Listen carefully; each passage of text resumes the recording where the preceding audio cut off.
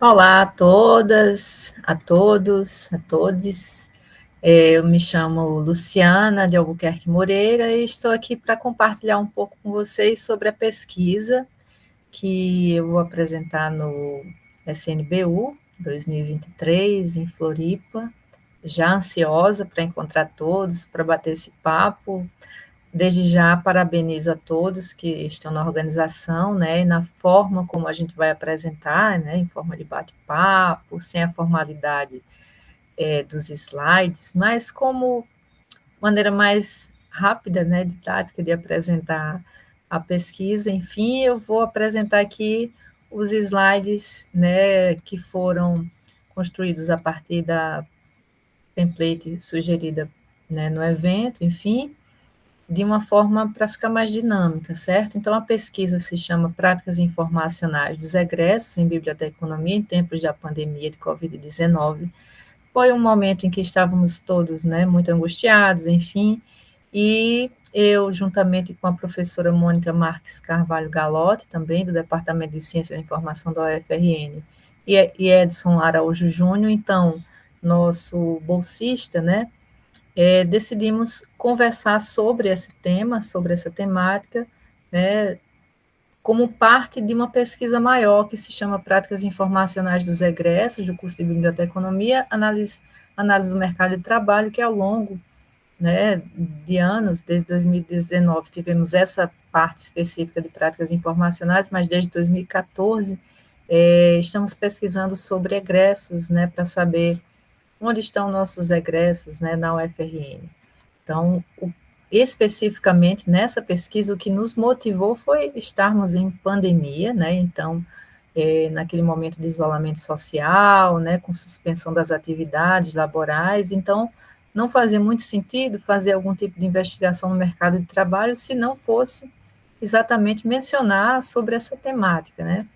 Então, o que motivou foi justamente saber como nossos egressos, né, os egressos formados pelo UFRN estavam atuando, né, se eles estavam preparados, né, para os desafios que estavam vivenciando, né, em termos também de compartilhamento de informações, né, se estavam atentos às fake news que foram cada vez se proliferando mais, né. Então, o grande mote também foi estarmos todos em casa, né? A casa virou trabalho, o trabalho virou casa, então essa loucura que foi aquele período foi um momento de desafios para todos, né? Então tivemos que nos abastecer também da literatura, como estávamos trabalhando com práticas informacionais, uma referência foi o trabalho de Rocha do Arte Paulo, em 2017, que apresentava, né, essa vertente aí de trabalhar com a temática de práticas, trabalhando o sujeito informacional de uma forma desafiadora em termos de informação na coletividade, né? Então, a nossa coletividade se refletiu aí como os bibliotecários. Para isso, a gente também se inspirou no modelo do Savoline, né, que trabalha com a vida cotidiana, com os hobbies, com os desafios, né, trazidos pelo modo de vida e domínio da vida, tentando manter as coisas em ordem. Então, é um modelo bem inspirador. E os temas ligados à pandemia de Covid-19, né, que também nos abastecemos de algumas literaturas já publicadas em 2020.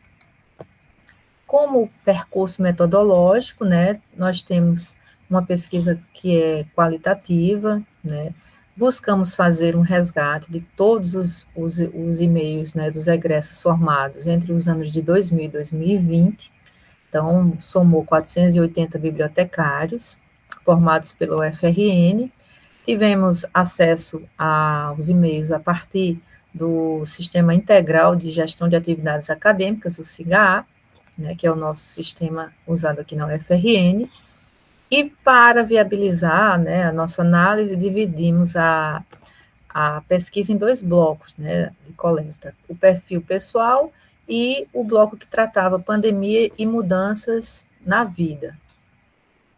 Como resultado, né, tivemos uma expectativa até maior, mas tivemos, infelizmente, poucas respostas, né, devido talvez ao momento que estamos vivendo, então somamos 92 respostas válidas, né? E dentro, né, dessa análise mais rápida, tivemos o perfil, né, como 39,1% com faixa etária entre 41 e 50 anos, então são adultos jovens que atuam no mercado de trabalho, 40% residem em Natal, 73,9% são do sexo feminino, como já era de se esperar nas pesquisas, né, com bibliotecários, e 45% desses, né, bibliotecários atuam em bibliotecas universitárias, de universidades públicas e ou privadas.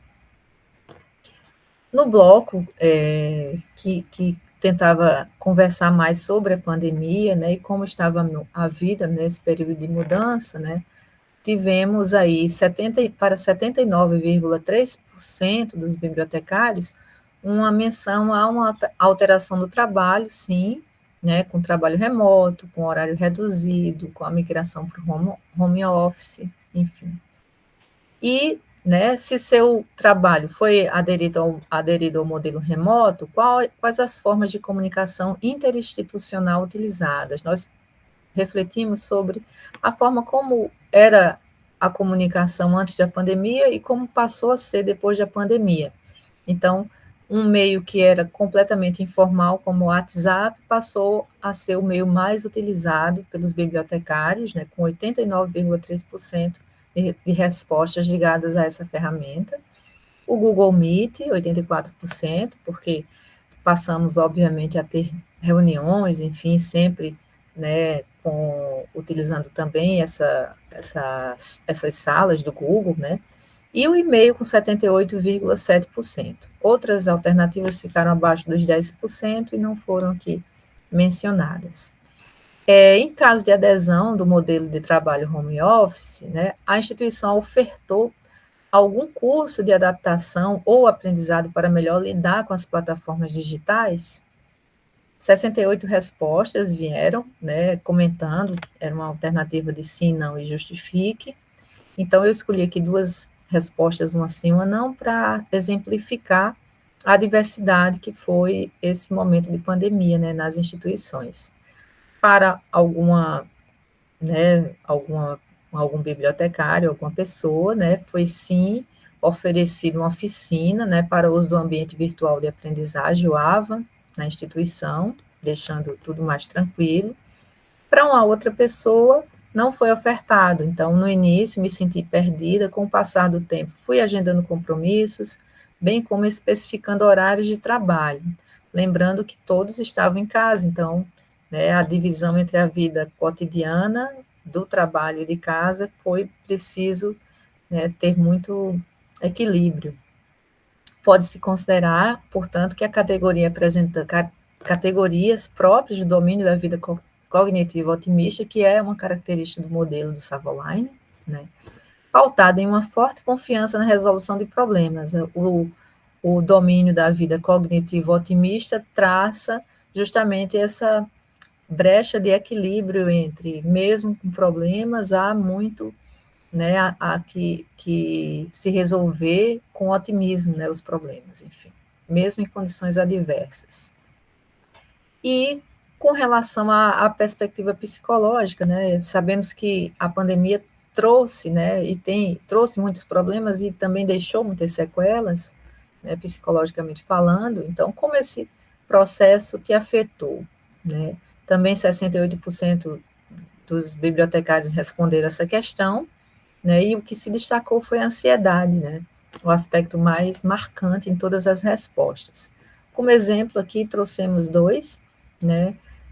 Muita ansiedade, falta de foco, o ambiente doméstico não oferece condições de concentração, né, tão demandada pelo trabalho intelectual, gerando muita angústia.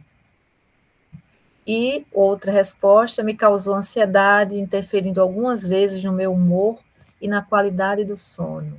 Então, duas características sérias, né? Aí.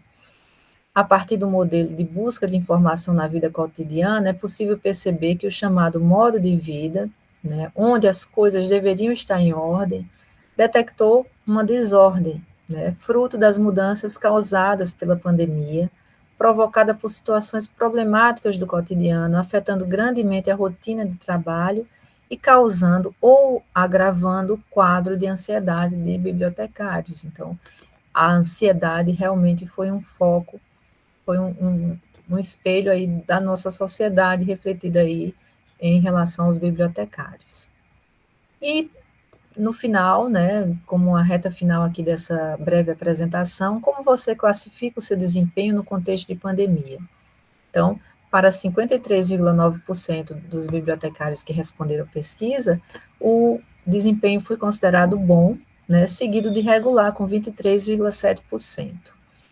Apenas 15,8% sinalizaram como excelente, né? Então, apesar dos pesares, apesar das dificuldades, o desempenho foi excelente para 15,8% dos bibliotecários e apenas para 6,6% o desempenho foi ruim, né? Então, isso foi um dado que a gente resgatou. As respostas a essa questão refletiram certa segurança, se enquadrando no lema domínio da vida, que busca manter as coisas em ordem, com a perspectiva cognitivo otimista, né, para que, de acordo com Savoline, né, que há uma confiança até, né, nos resultados positivos, apesar, né, dos problemas. Como considerações finais, né, o maior impacto causado pela pandemia, como, né, deu para perceber aqui nesse breve relato, né, foi justamente essa mudança, né, saindo do trabalho, levando o trabalho para casa, né, e transformando a casa no local de trabalho. Isso contribuiu, né, grandemente para desenvolver problemas de ansiedade nos bibliotecários, né, pelas surpresas, né, que o próprio ambiente, né, a vida dentro de casa, trabalhando, as mudanças, né, e as angústias que a pandemia trouxe, né, causaram. Então, a ansiedade foi um dos legados aí trazidos pela pandemia. E aí, como uma mensagem final, né, passamos por aquele momento turbulento, né, mas não podemos esquecer que, segundo o Ministério da Saúde, o Brasil perdeu mais de 700 mil pessoas vítimas de Covid-19. Então, além das perdas reais, também tivemos perdas, né, perdas de tempo, perdas no sentido de reflexão, de tranquilidade, né, de gozar a vida. Então, foi um período muito complicado na sociedade mundial até, né, e que passamos por isso, mas não podemos esquecer.